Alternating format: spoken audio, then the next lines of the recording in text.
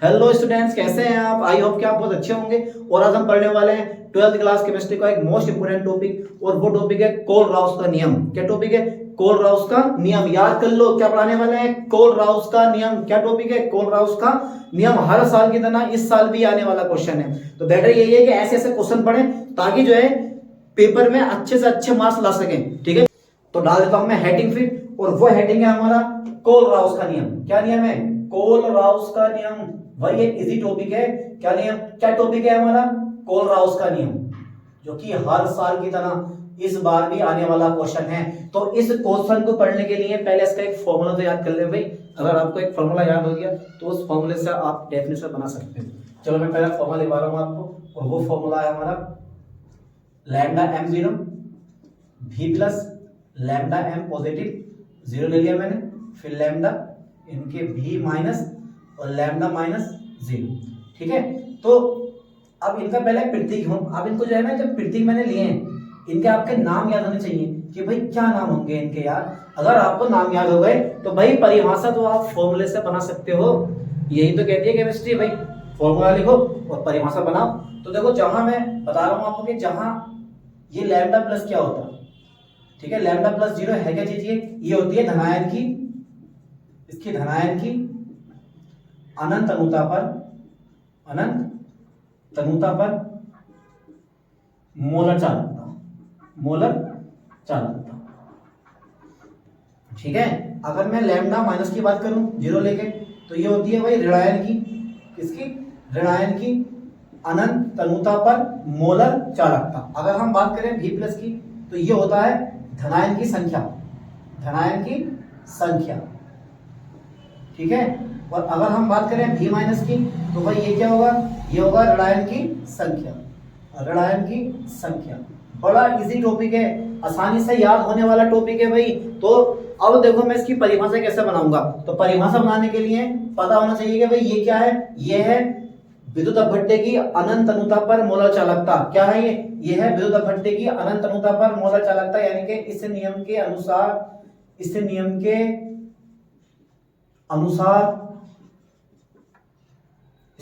अनुसार ठीक है, किसी विद्युत अपघट्य की अनंत अनुता पर मोलर चालकता। लो साहब, मैं किसी विद्युत अपघट्य की ठीक है अनंत तनुता पर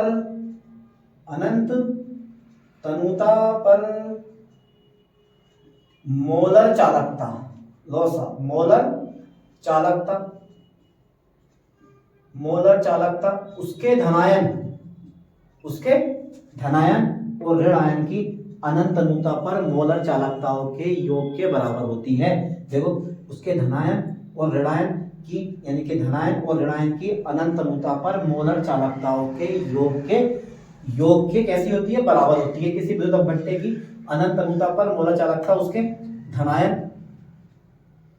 तथा ऋणायन की अनंत तनुता पर ठीक है मोलर चालकताओं के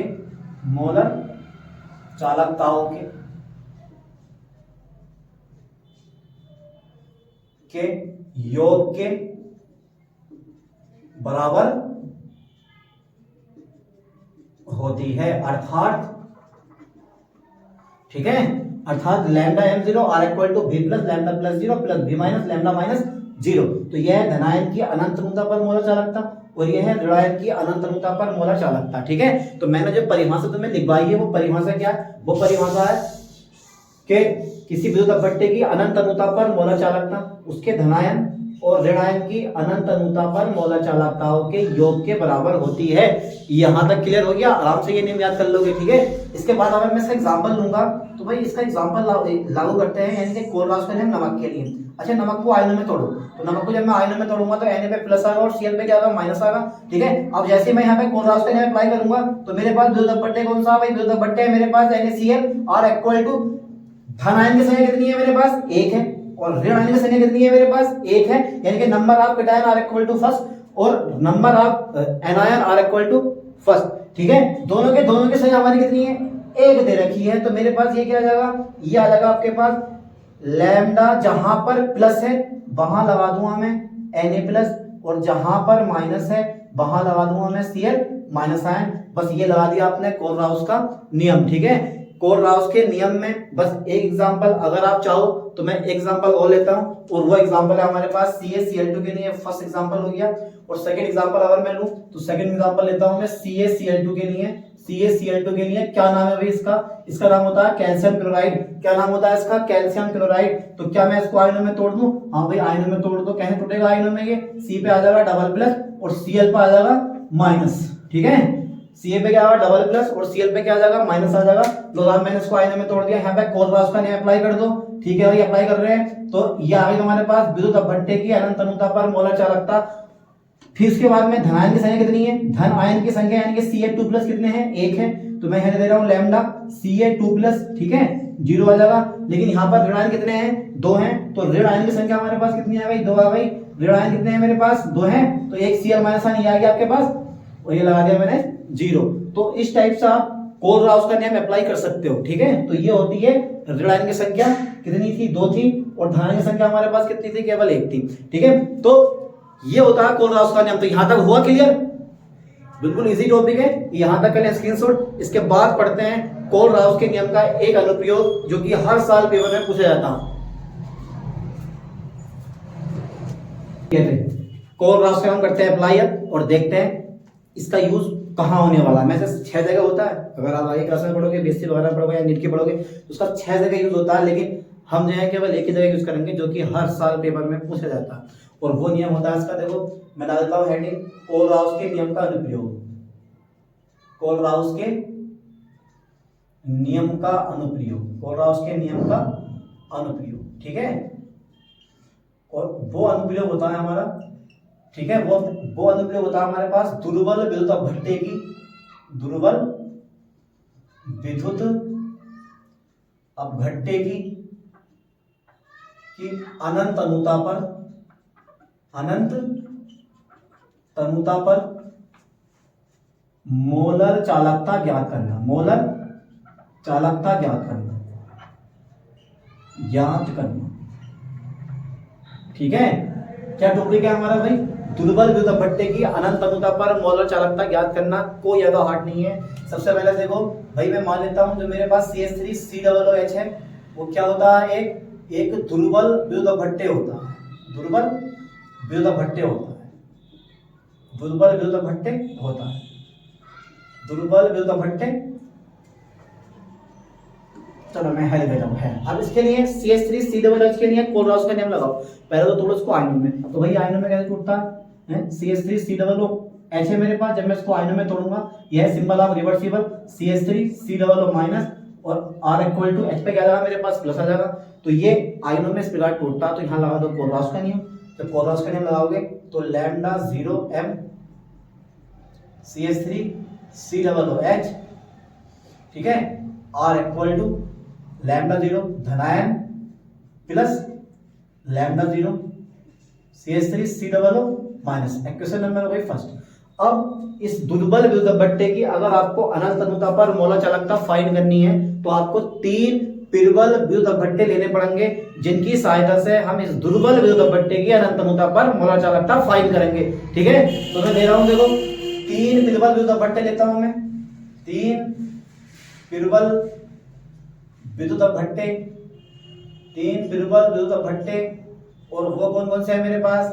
चलो साहब, मैंने पहला पकड़ लिया नमक, दूसरा पकड़ लिया मैंने हाइड्रोक्लोरिकम, ये एसिड होता है। तो दूसरा पकड़ लिया मैंने CH3COONA लेते हैं। चलो साहब ये तीनों मैंने ले लिए, और तीनों के तीनों कैसे हैं? स्ट्रॉन्ग इलेक्ट्रोलाइसिस होते हैं, ये स्ट्रॉन्ग इलेक्ट्रोलाइज्ड होते हैं ये तीनों के तीनों, ठीक है। तो मैं जो हूँ यहाँ पे देखो नमक के लिए अप्लाई कर रहा हूँ इसको, कोलराउस का नियम अप्लाई करो नमक के लिए। तो MnACl और तोड़ दो इसको आयनों में। तो Na पे क्या आ जाएगा भाई? प्लस, और Cl पे आ जाएगा माइनस आयन। समीकरण नंबर 2। इसके बाद लगाओ HCl के लिए, HCl के लिए तो लैम्डा 0 H पे प्लस और Cl पे माइनस आयन। ये इक्वेशन नंबर हो गई हमारे पास थर्ड। इसी प्रकार अगर आप लगाओगे lambda 0 m CH3 COO Na के लिए लगाओ तो आयनों में पॉइंट उठेगा, यानी कि CH3 COO पे आ जाएगा माइनस, Na पे क्या आ जाएगा प्लस, तो ये आ जाएगा आपके पास 0, Na पे आ गया प्लस, लैम्डा 0 CH3 COO पे आ जाएगा हमारा माइनस, इक्वेशन नंबर वही हमारे पास 4। ठीक है, तो HCl के लिए यानी कि NaCl के लिए भी मैंने कोलराउस का नियम लगा दिया, HCl के लिए भी कोलराउस का नियम लगा दिया, और CH3 COO Na के लिए भी यहाँ पर कोलराउस का नियम मैंने अप्लाई कर दिया। इसके बाद अगर अब आपको कुछ इस तरह से ये तीनों की, यानी कि ये समीकरण नंबर 2, समीकरण नंबर 3, समीकरण नंबर 4, ये तीनों की तीनों समीकरण इस प्रकार जोड़नी है या इस प्रकार घटानी है आपको कि काट के जो है वो आपका ये बन जाए, इतना डेटा आ जाए, यानी कि इतना डेटा आ जाए। ठीक है, तो मैं करूँगा, देखो अगर मैं इन दोनों को जोड़ दूं और इसको जो है मैं घटा दूं, ठीक है, इन दोनों को जोड़ दें, इसको घटा दें, तो ये बच जाएगा हमारा। क्यों? क्योंकि देखो माइनस जो है, जो Na प्लस है वो माइनस का हो गया, और ये जो हमारे पास है Na प्लस, ये वाला प्लस का, दोनों कट जाएंगे।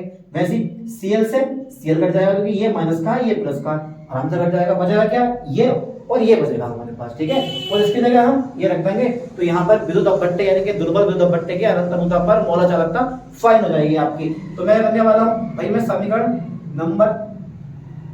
समीकरण 3 प्लस 4 और माइनस करने वाला हूँ समीकरण 2।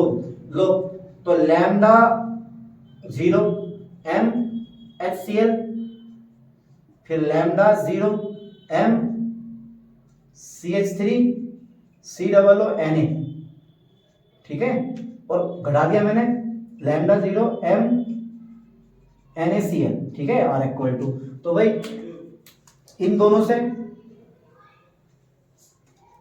यानी कि इस वाले से डेटा, ये वाला डेटा कट जाएगा, फिर Cl से ये वाला Cl कटेगा, तो मेरे पास जो डेटा बचेगा वो बचेगा आपका इस समय लैम्डा H पे आ जाएगा प्लस, और यहाँ आ जाएगा आपके पास CH3 और COO माइनस आयन 0। अब देखो समीकरण 1 से तो मैं बिल्कुल सेम यही जो डेटा है वो ऐसे का ऐसे रहेगा same, 0 m HCl plus lambda 0 m CH3 COO Na minus lambda 0 m फिर NaCl, और इसकी जगह मैं रख दूंगा समीकरण 1 में, देखो ये जो डेटा है वो इसके बराबर है, तो यहाँ आ जाएगा lambda 0 m CH3 COO H। ठीक है, और इस समीकरण की सहायता से, ठीक है, आप इस दुर्बल विद्युत अपव्यय की मोलर चालकता फाइंड कर सकते हो, अगर इन तीनों प्रबल विद्युत अपव्यय की मोलर चालकता आपको ज्ञात है। ठीक है, तो ये होता है कोलराउस के नियम का एक अनुप्रयोग।